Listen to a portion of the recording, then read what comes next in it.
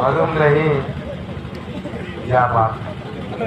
जैसा हमारे मुखालिफिन भी ऐसी ही कुछ बातें करती। देखिए, यहाँ पर स्टेज सजा था। सियासत में सियासी बातें होना चाहिए, मगर जिस शख्सियत ने जो बातें की हैं उससे उनकी हैसियत का अंदाजा होता है। मोहतरम असदुद्दीन अवीस साहब ने कहा कि डॉक्टर गफ्फार कादरी ने 2014 में पैसों के लेन देन की बात की। आज 2024 में उनको याद आया कि गफ्फार कादरी इतना खराब आदमी है जो सियासत में लेन देन की बात करता है। मेरा सिर्फ एक ही कहना है, असद साहब, आप तो देश की क़ियादत करने निकले हैं। आप तो उम्मत मुस्लिमा के अपने आप को नेता कहते हैं, फिर क्यों झक मारने के गफ्फार कादरी को 10 साल पार्टी में रखा?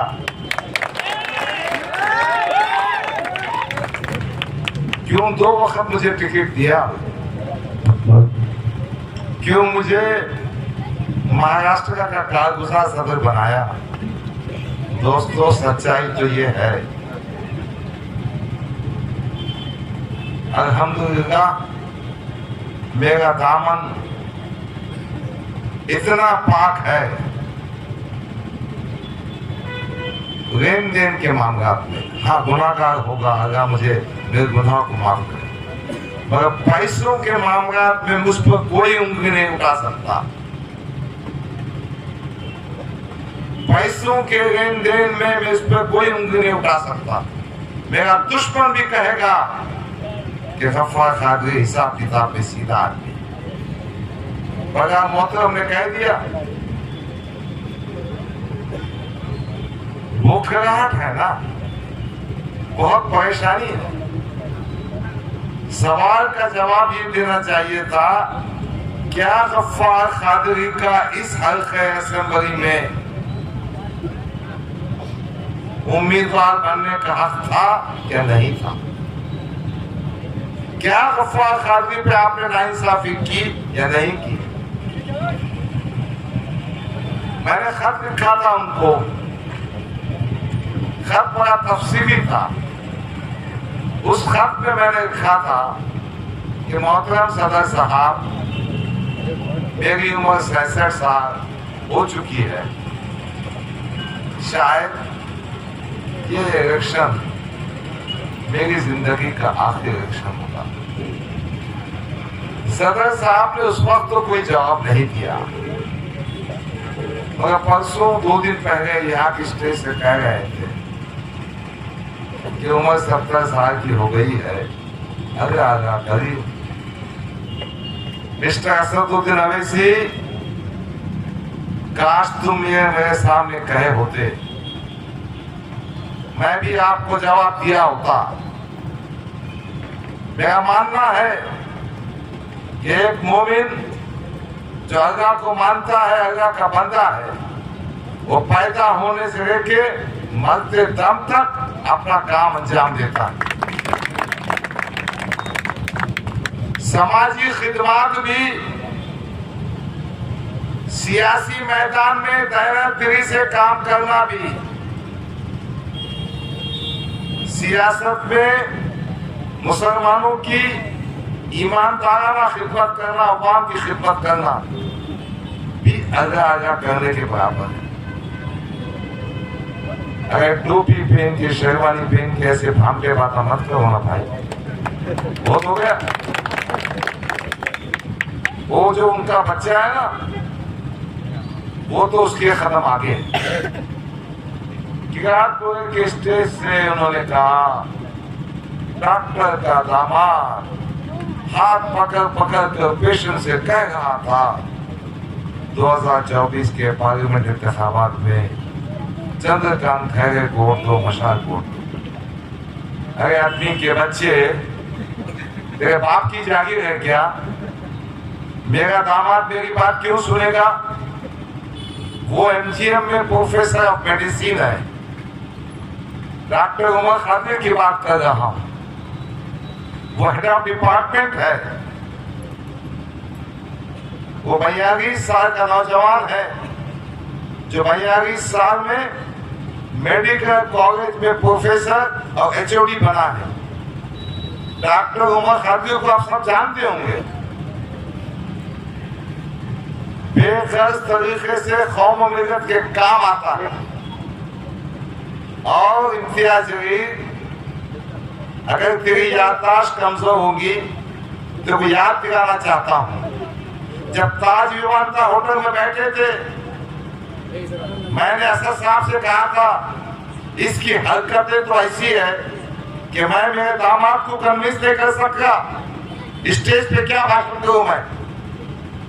फिर मैंने असद साहब को वाकया सुनाया था। कोविड के जमाने में इनके कुछ कारपोरेटर्स एमजीएम अस्पताल पहुंचे, इनको पैसा वसूल करने का था। उन्होंने डॉक्टर उमर से गाली गलौज की, बदतमीजी की। जो डॉक्टर उमर हमेशा इनसे खिदमत पेश आता था, इनकी मदद करता था। मेरे दामाद ने मुझको फोन किया, मेरे दामाद ने मुझसे कहा कि अंकल ये लोग ऐसी हरकतें कर रहे हैं। मैंने कहा इम्तियाज जलील के चमचे और एजेंट है, वसूली के काम में लगे बैठे हैं, मैं कुछ नहीं कर सकता, आप पुलिस में तत्काल दो। डॉक्टर उमर खादिर ने पुलिस में तत्काल दी है और उसके बाद से डॉक्टर उमर खादिर का दिल उचाट हो गया। आप लोगों की इज्जतों से खिलवाड़ करेंगे, लोगों को गाली गलौज देंगे, अपने चमचों एजेंटों के जरिए बेइज्जत करेंगे और फिर तुमको वोट दें। ये शहर में कितने मुस्लिम व्यापारी हैं जिनको इम्तियाज जलील ने नहीं लूटा। मैं नाम नहीं लेना चाहता। एक फैक्ट्री में हमारा दोस्त है, वो मैन पावर सप्लाई का काम करता है। ये खासदार बनने के बाद उस फैक्ट्री के मैनेजर के पास जाकर कहता है कि वो मैन पावर का काम मुझे दे दो। यकीनन जब किसी का दिल दुखता है, तकलीफ होती है, तो मुखालफत करेगा। तो मैं इम्तियाज जलील को याद दिलाना चाहता हूं कि ताज विमानता होटल में मैंने कहा था कि इम्तियाज जलील साहब, आपकी हरकतें, आपकी खसरतें इस तरह की है कि आप सिर्फ पैसा वसूल करना चाहते हैं, जिसके नतीजे में मेरा दामाद भी आपसे नाराज है, मैं उसको कन्विंस नहीं करता। उसके आगे की स्टोरी भी सुना देता मैं, तुम छुपाता नहीं, मैं सुना देता। जब बात लिखी है ना तो पूरी हो जाने दो।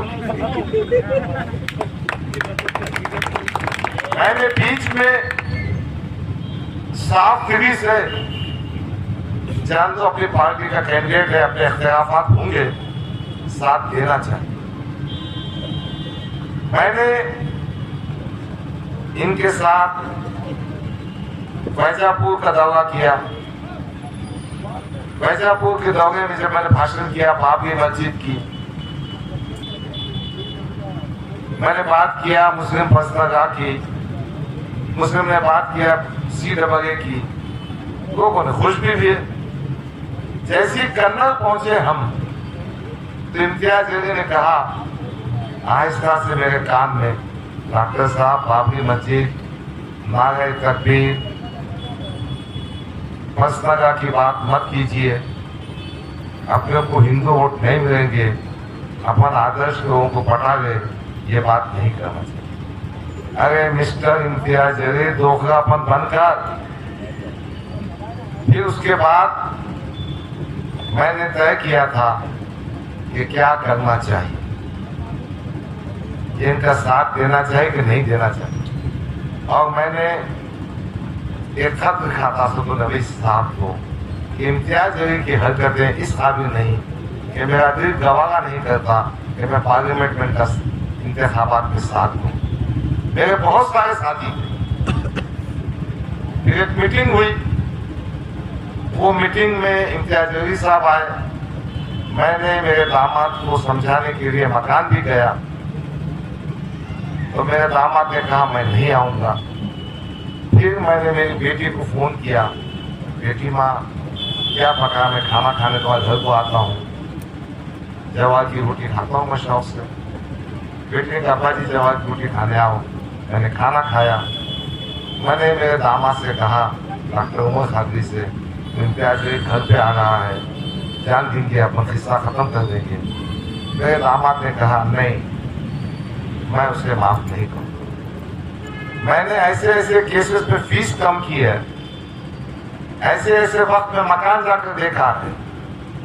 मैंने उनके फ़ोन करने पर, कॉर्पोरेटर्स के बोलने पर बहुत सारी मदद की है और एक किस्सा भी सुना दिया उसने। एक दफ़ा कुछ गाड़ी से एक्सीडेंट हुआ था, उसका पूरा खर्चा मैंने दिया था। इसके बाद भी ये अगर मेरे पीछे पड़ता है तो मैं भी इससे बदला वसूल करूँ। ये किस्सा, आप काम नहीं करेंगे, लोगों को लूटेंगे, बदनामी करेंगे, फिर कहेंगे डॉक्टर के दामाद ने हाथ पकड़ पकड़ के बचा को। अबे तेरे को तो जूते मारना चाहिए रे, तेरे को तो चौरास्ते पे खड़े जूते मारना चाहिए। कहाँ पैसे खाया बताओ मैं तुमको। अख्तर हाजी का है बताओ, अख्तर हाजी है क्या मीटिंग में?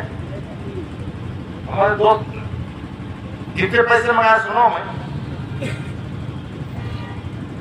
इसका काम और धंधा सिर्फ पैसे खाना है और नाटक करना है, नाटक।